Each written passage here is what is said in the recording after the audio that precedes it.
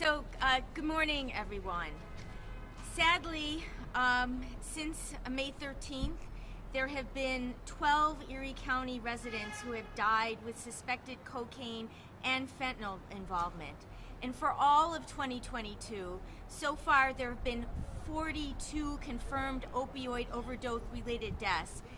And there are more than 100 cases pending toxicology results in the medical examiner's office. So the bottom line here is that we want to keep Erie County residents alive. Everybody needs to stay alive. Substance use disorder is a chronic disease of the brain. Overdoses and opioid-related deaths are not limited to just one part of our community. They are happening everywhere in Erie County. This is a public health issue, and we approach it as we do any other chronic condition, by putting forward primary and secondary prevention strategies that reduce harm and save lives. People are hearing our message. Since our initial press release late last week, our department has received 162 requests for Narcan through our Text for Narcan program.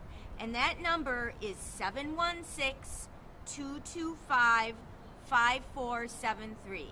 Remember, it's 716-225-5473. The Erie County Department of Health is starting a new program for bars, restaurants, and other public health establishments to order free harm reduction materials for their businesses. We have takeout bags, coasters, Narcan wall boxes, removable window decals, and Narcan supplies that can be ordered in no cost. And I have examples of some of those items here. Everybody can see. And then most importantly, here's our Narcan. So additional materials will be available this summer, and also ordering online will be available soon. So we are not powerless against overdoses and opioid-related deaths. These are preventable, as long as we have the knowledge and the tools. So here are 5 facts to keep in mind.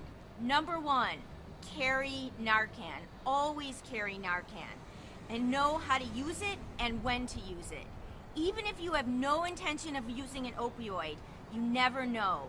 These days, we know anything can happen. Number 2, never use alone. Remember, never use alone.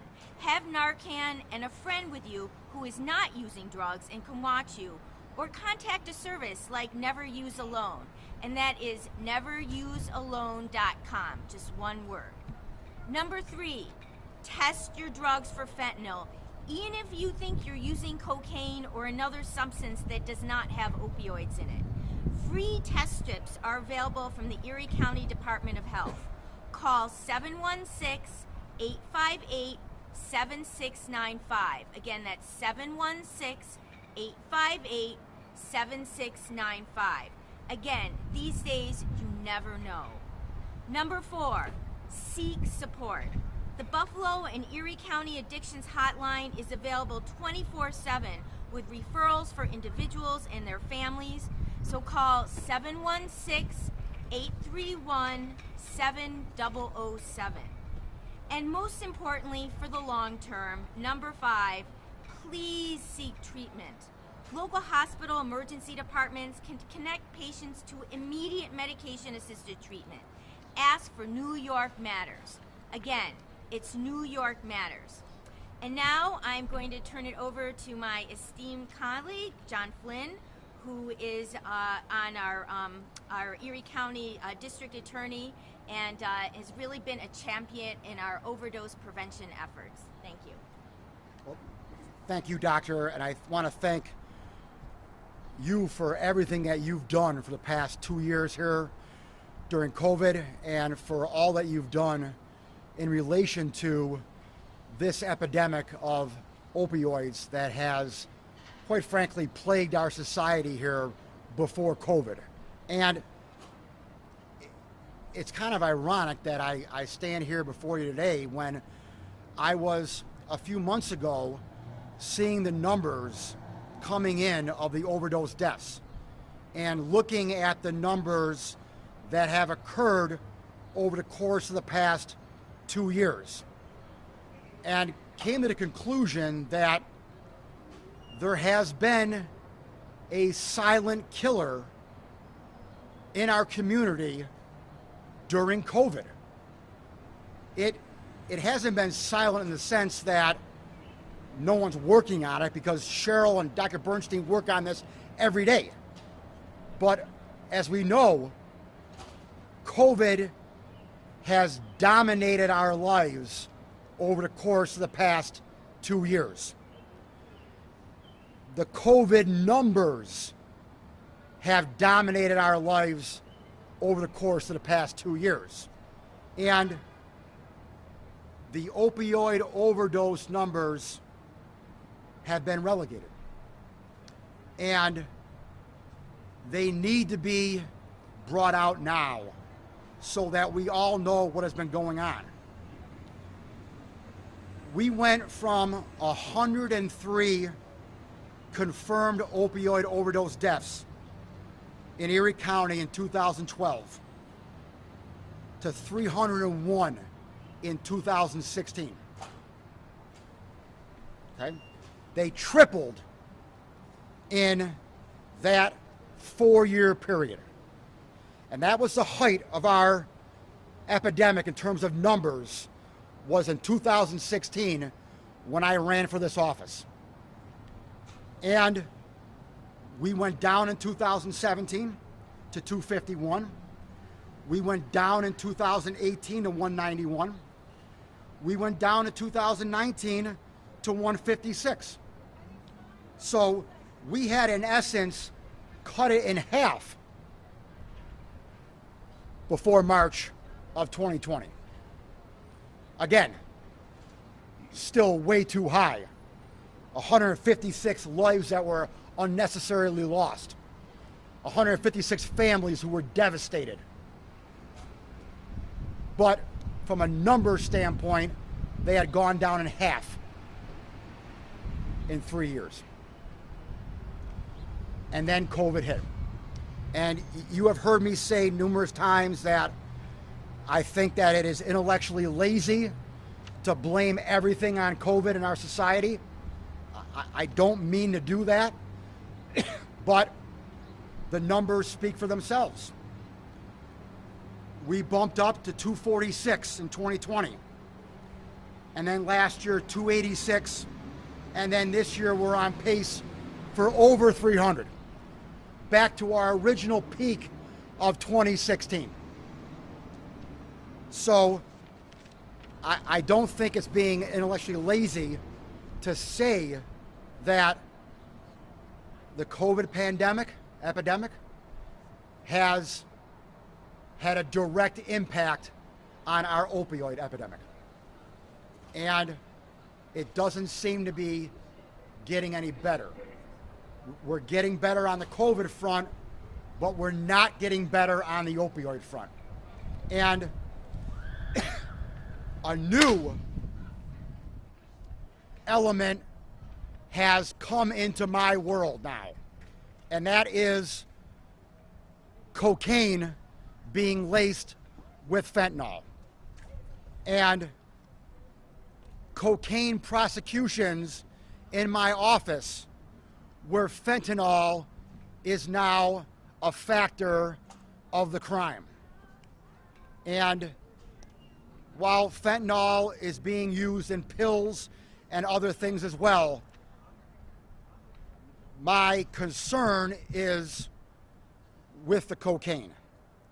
And my concern is the criminal justice aspect of it that deals with my office in prosecuting cocaine cases relating to fentanyl. And let me be clear, the zero tolerance policy that I established on prosecutions with dealers, not with users, but with dealers back in 2017 when it came to fentanyl, is now being used with cocaine in my office. And if you're a cocaine dealer and you are lacing your cocaine with fentanyl, you are going to be prosecuted to the fullest extent by my office, and you will go to jail. It's as simple as that. And on the other front, we continue to help those with substance abuse disorders through our opioid court, through our drug court, through diversion programs. Those programs are now up and running. They're back in action after having a bit of a shutdown during COVID. And we are here in the DA's office, Doctor, to help you, to help your community, to help our community out with this by putting the traffickers in jail and the users to get help. And that has been my mantra since 2017. That continues to be my policy. And again, Dr. and Cheryl, anything I can do to help you out and to help the health department out, I am here to help. And again, with that, I will bring up to the podium here Cheryl Moore, who is the Erie County Opioid Epidemic Task Force Director, who works in my office every day, and who, quite frankly, is a hero when it comes to helping out our community in Erie County. Thank you so much. And those are really kind words, but the heroes are all over there. The heroes work every day with people in our community. It is my team here, people in lived recovery, people that are walking this journey of recovery with people. We have lost more people in the past year than is imaginable. It's breaking people's hearts. It is a different individual. We're looking at everybody in our community. We cannot point a finger at one neighborhood. We cannot point a finger at an age, at a gender, at a race, at an ethnicity. We can talk to each other. We lost many people due to isolation. Dr. Burstein talked about that during COVID. That was our biggest risk factor. People were alone. There was no one there. People are self-medicating. We know there's a lot of depression. There's a lot of upset. We've lost a lot of people in our community. But I want everyone to be aware and take away this message. No one woke up one day and said, I think I'll be a drug addict. I'm doing this to make your life miserable. No one did that. People are sick. They have a chronic disease. But it's very, very treatable, as we've learned. And we've developed a team of people in recovery, treatment agencies, doctors, nurses, community members, neighbors that will help you walk that journey, get you where you need to be. We have an addiction hotline, 716-831-7007. You can call that 24 hours a day and be linked to care. We're always here for you. One of the other things that we are going to be doing, because we do not want to find any more people dead in our community. That is final, folks. People can pick up Narcan. They can pick up test strips in the vestibule here of the Rath building. They'll be available whenever the building doors are open. There will be a whole kit with connection to care also. We really want people to have the tools in hand to keep our community alive. Thank you. Dr. Burstein? Thank you. Thanks. That's it for our prepared comments, and I welcome questions from the media.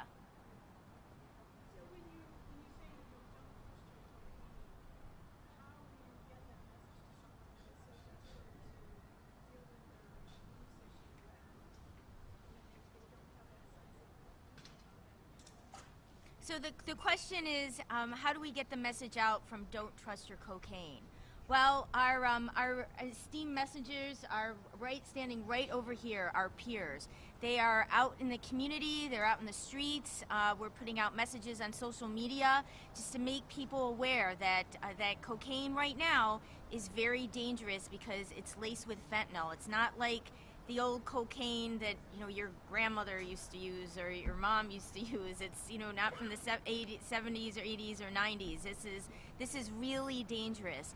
And so we've been putting the word out. And again, we know that cocaine is a very popular drug. From our Central Police Services said that is the most common drug that they see at crime scenes, and since we put out an announcement late last week, again, we had 162 requests for Narcan, and I'm sure that many of those people are not intending or were not intending to use opioids. So, and then our partners here in the media getting the word out. There is nothing that is safe anymore. These test strips are available from us at the health department. They are free, they are easy to use, and we really want to encourage people to use them. Even if you had no intention of using any drug with an opioid, you never know. You never know if something you may be using could have it. You never know if somebody that you're close with might be using. So these days, we know that anything can happen, and unfortunately, we just need to be prepared. Thanks. Any other questions?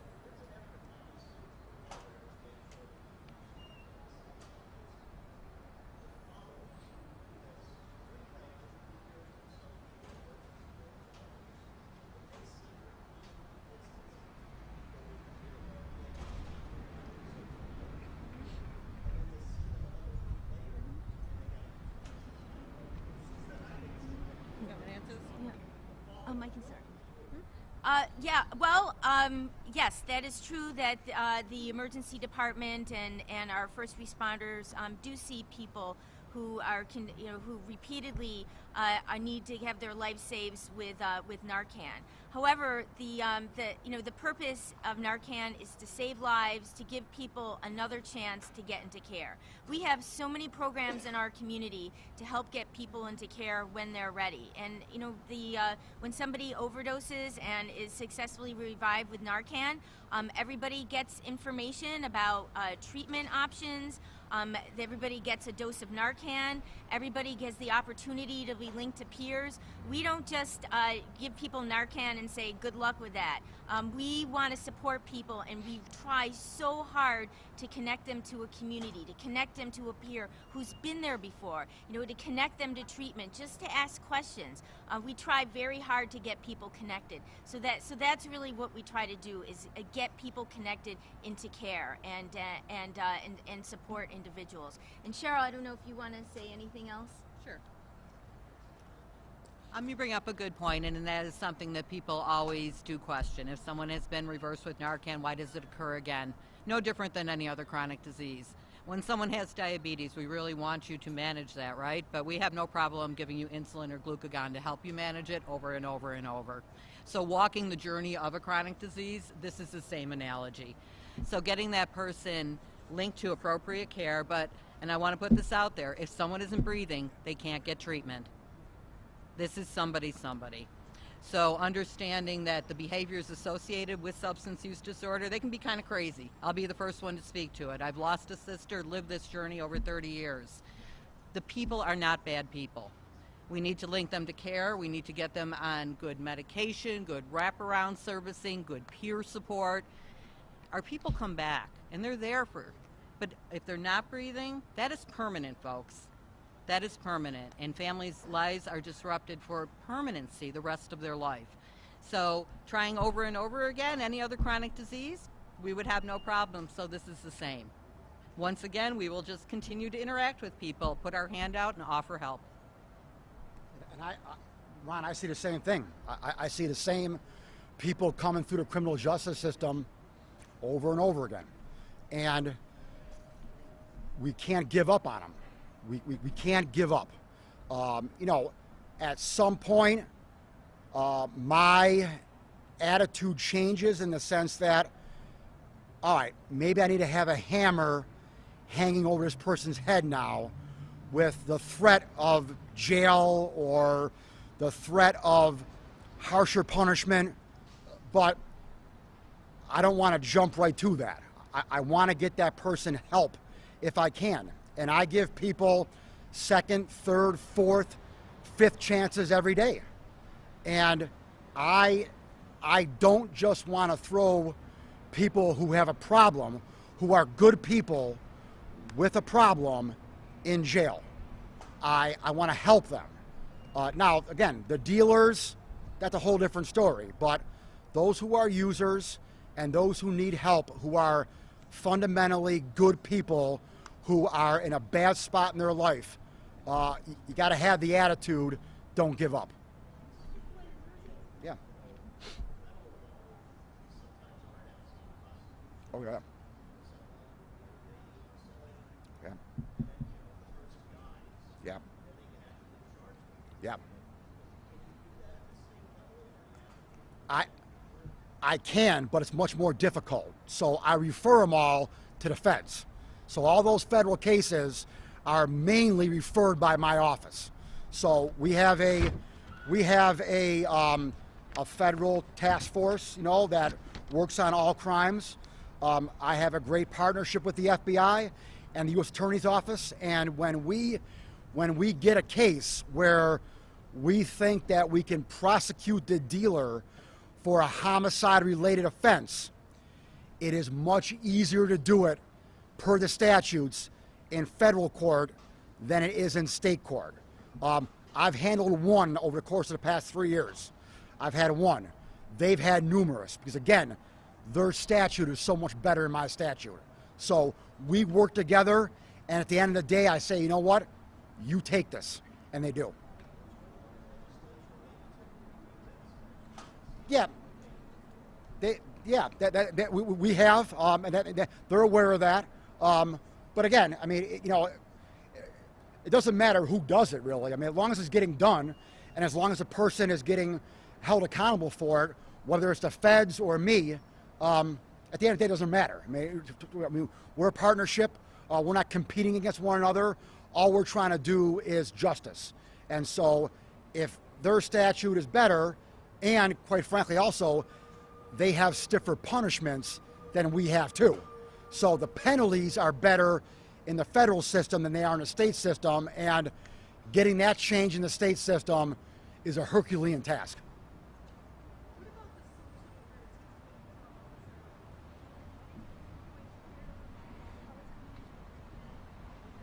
Yeah.